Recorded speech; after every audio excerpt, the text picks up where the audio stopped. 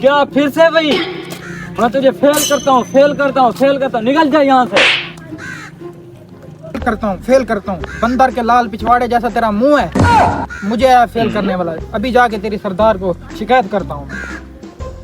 सरदार साहब। जी जी बोले बोले। मेरे टीचर ने मुझे बिला वजह ही फेल कर दिया है। ना मेरी कोई गलती थी ना कुछ। मुझे आप इंसाफ चाहिए। आपके इलाके में नाइंसाफी हो रही है मेरे साथ।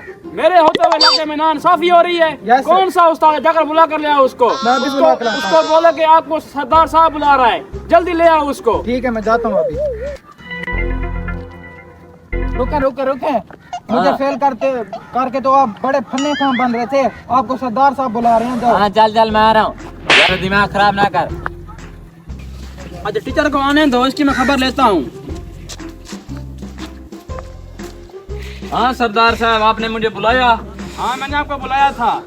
मास्टर साहब, आपने इस मेहनती बच्चे को बिला वजह क्यों फेल कर दिया है? फेल कर दिया? सरदार साहब, आप इसके कारनामे सुनोगे तो आप छत को लगोगे।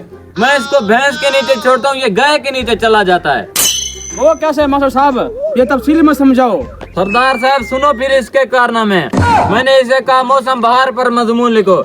ये लिखता है मौसम बहार है, खुशगवार मौसम है। इसमें ठंडी ठंडी हवाएं चलती हैं, हर तरफ हरियाली हरियाली होती है और ऊंट इसे पसंद करते हैं। ऊंट एक ताकतवर जानवर है।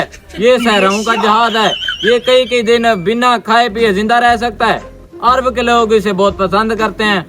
ऊंट एक ताकतवर जानवर है। अब सरदार साहब आप खुद ही देख लें, मैंने इसे मौसम बहार पर मजमून लिखने को कहा था, ये ऊंट में पड़ गया या ऊंट बीच में कहाँ से आ गया? अब आप खुद बताएं। मास्टर साहब, बच्चा कंफ्यूज हो गया होगा ना। इसने हरियाली का नाम सुनकर इसने ऊंट बीच में ऐड कर दिया होगा। आप इसे और मजमून दे देते।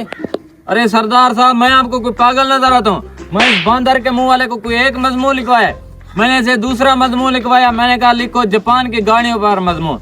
ये लिखता है जापान की गाड़ियाँ बहुत खूबसूरत होती हैं, ये बहुत लंबे लंबे सफर करते हैं, इनमें जदीद टेक्नोलॉजी होती है और पाकिस्तान के लोग इसे बहुत पसंद करते हैं।